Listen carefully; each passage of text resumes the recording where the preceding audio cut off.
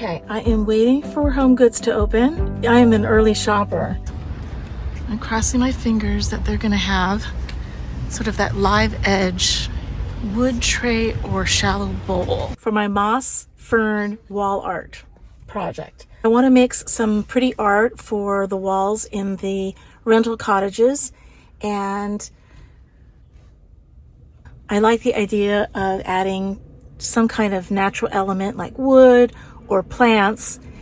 So by now you guys all know how much I love my ferns of every kind of color and texture. So now I want to shop my garden and cut. I have maybe like 3 different kinds of ferns in the garden that I can use for this project. So I want to shop my garden, cut some of the ferns, and then I'm going to show you how to preserve them. I always love these leaves. How cute and compact they are. All right, this is the first time I've ever done it, so hopefully it'll work out. Okay, so I'm wearing gloves, not because I'm working with anything toxic, because glycerin is not toxic, but I am going to use a little bit of RIT dye, and I don't want to get my hands green. So the first thing you want to do is you're going to measure 1 part glycerin to 2 parts hot water. So I am going to use a 4-cup measure and then put that in my little dish.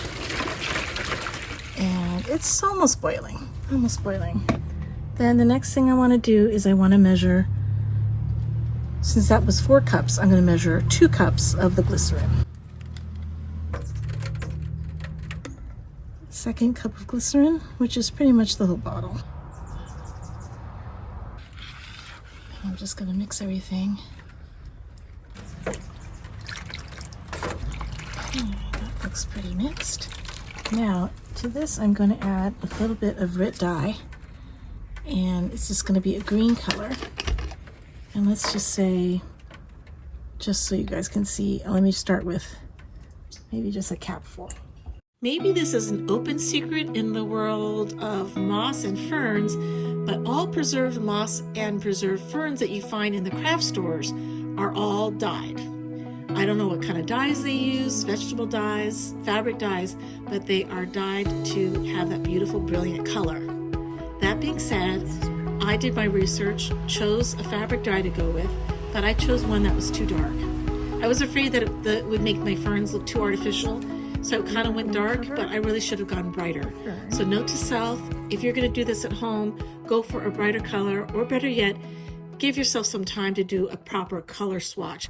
We want to make sure that the ferns are all submerged, so I'm going to take the other foil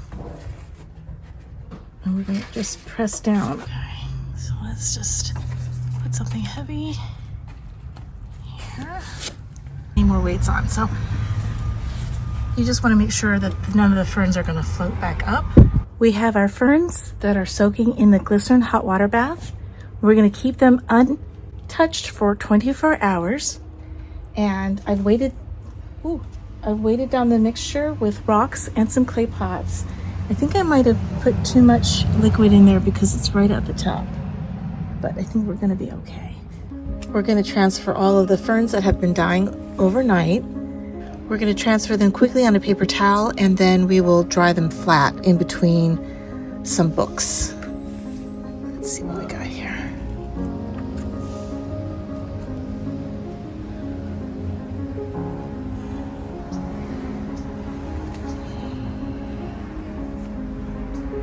Just so you know, the leaves are very soft. I'm hoping they'll dry the same, and I think the color looks natural even though I boosted a little bit with some fabric dye. But make sure this doesn't fall in the crease. And I'll stack another few books on top.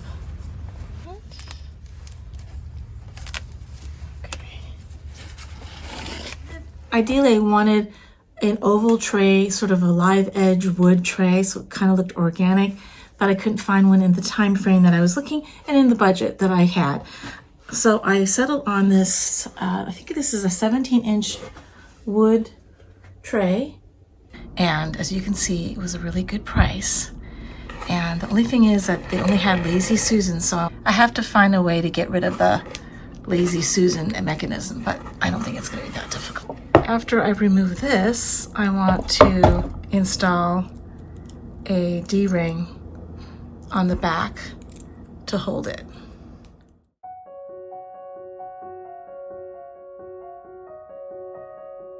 So I bought a variety of mosses. This cute little furry mound is called pole moss, P-O-L-E, pole moss.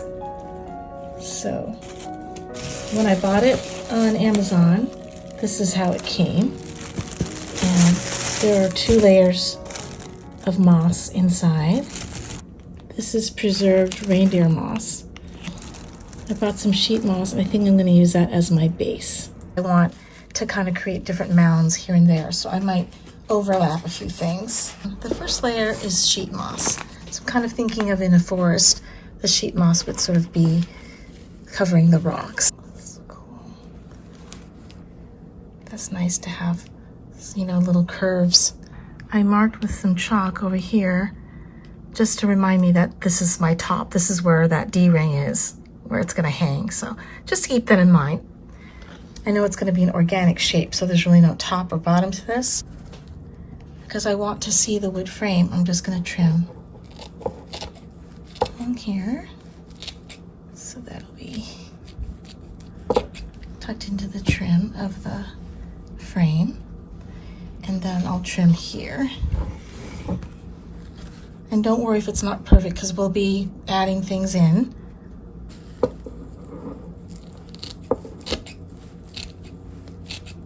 Nothing will go to waste. If you're in the part of the country where you get moss in your garden, in your forest, you guys are so lucky. Definitely try to use that glycerin idea for the moss. That's what I would be interested in. This is that reindeer moss.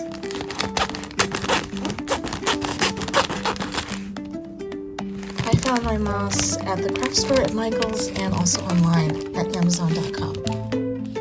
Okay, so here's that really beautiful color. I feel like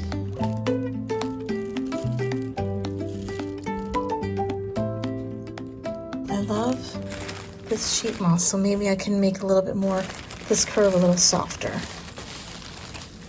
This is that sheet moss. Oh. How did they get these colors? Oh, wonderful. So I don't like that this is just straight. So let me see if I can play with this curve and maybe tuck this underneath here.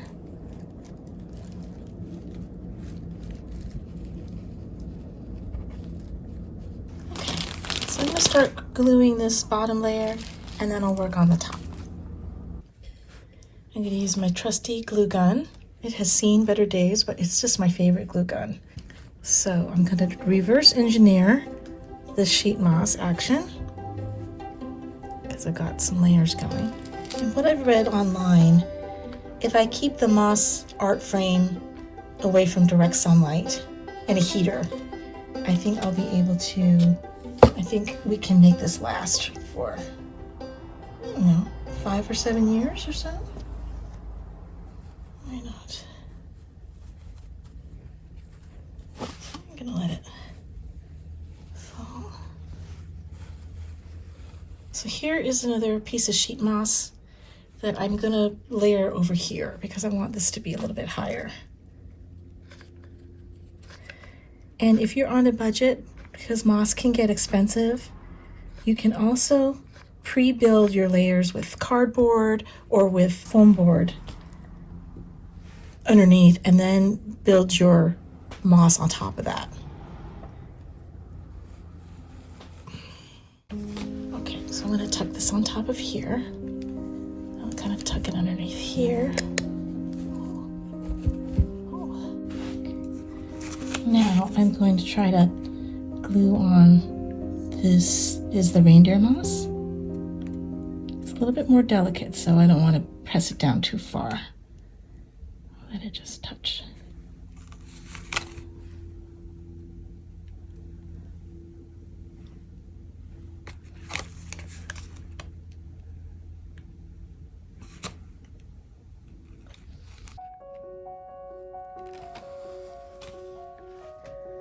I didn't have a pre-planned idea of where everything was going to go.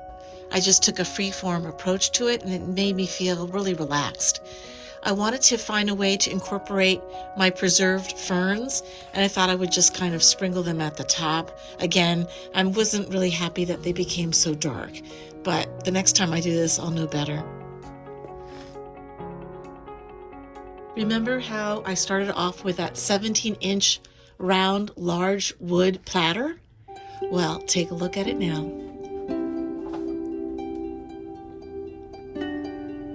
I think this moss fern wall art looks great in any style of interior.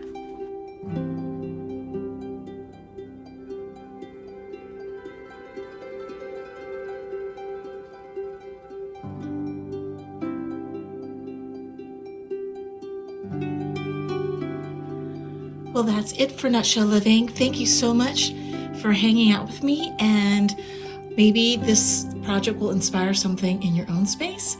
And I'll see you next time for more small space tips and tricks. Bye.